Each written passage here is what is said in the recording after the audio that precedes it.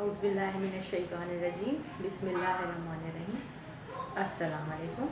मैं ज़हरा अली और आज मैं बात करूँगी निश्तर हॉस्पिटल मुल्तान के बारे में। आपने भी देखा होगा जो कुछ इस हॉस्पिटल में हुआ।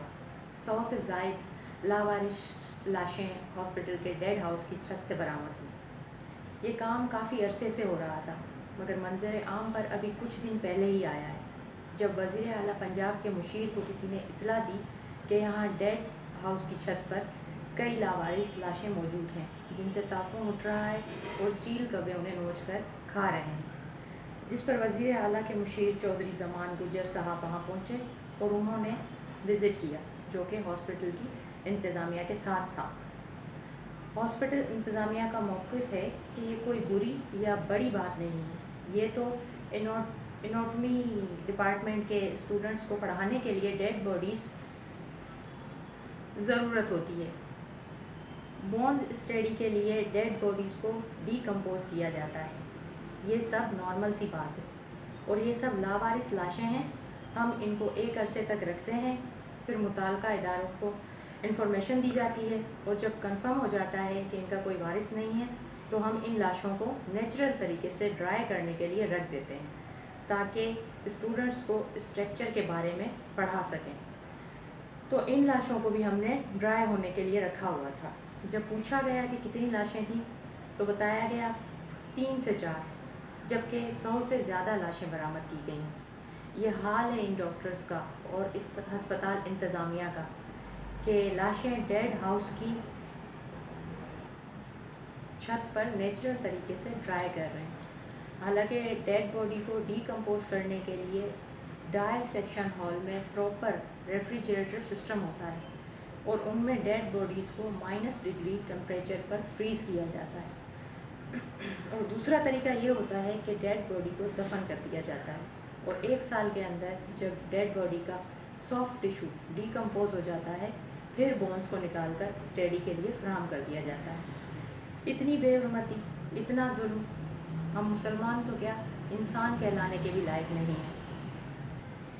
अल्लाह ताला ने इंसान को मोहतरम बनाया है, जिसकी वजह से इंसान का एहतराम लाजमी है। इंसान का एहतराम ज़िंदा हालत में भी लाजमी है और इंसान का एहतराम मरने के बाद भी लाजमी है। यानी हमारा दीन इस्लाम मुर्दा इंसान का एहतराम भी सिखाता है। बग़ैर किसी शरई उज़र के मुर्दे को कट लगाना, किसी उज़ू को ज़ाया कर देना, इसकी शरीयत इजाज़त नहीं देती। पोस्टमार्टम से मुर्दे की तौहीन लाजिम आती है, क्योंकि इसमें मुर्दे को चीरा फाड़ा जाता है, अंदर के उज़ा निकाले जाते हैं और फिर जो अज़ा कारामद होते हैं उन्हें रख दिया जाता है, जो अक्सर मेडिकल स्टूडेंट के लिए रखे जाते हैं। उन्हें मैयत के साथ दफन नहीं किया जाता। अक्सर सवाल होता है कि पोस्टमार्टम के दौरान मुर्दे को तकलीफ़ होती है या नहीं। देखें, मरने के बाद इंसान की रूह और जिस्म के बीच इतना ताल्लुक़ तो होता है कि मुर्दे का जिस्म खुशी और गम और दुख को फील कर सकता है। इस बारे में बीबी आयशा से रिवायत है कि नबी सल्लल्लाहु अलैहि वसल्लम ने फरमाया कि मैयत की हड्डी तोड़ना ऐसा है गोया किसी ज़िंदा इंसान की हड्डी तोड़ रहे हैं। यानी जितनी तकलीफ़ एक ज़िंदा इंसान को हड्डी टूटने पर होती है, उतनी ही तकलीफ़ मुर्दे को भी महसूस होती है। मुर्दे को तो गुस्ल देते वक्त भी आराम और आहिस्तगी के साथ छूने का हुक्म दिया गया है। फिर हम ये किन चक्रों में पड़ गए हैं? क्या डमी पर स्टडी नहीं हो सकती? जो इस तरह मुर्दों की बेहुरमती की जा रही है।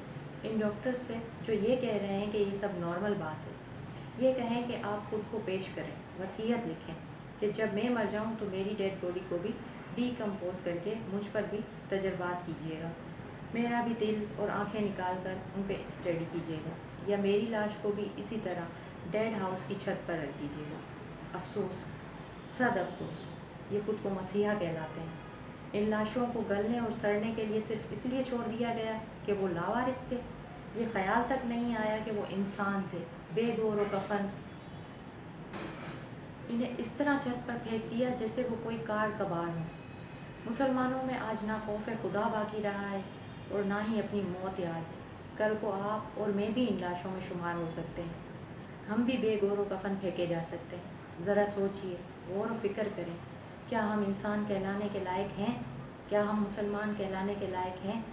اللہ ہمیں ہدایت دے اور ہمارے حال پر رحم فرمائے۔ اللہ حافظ۔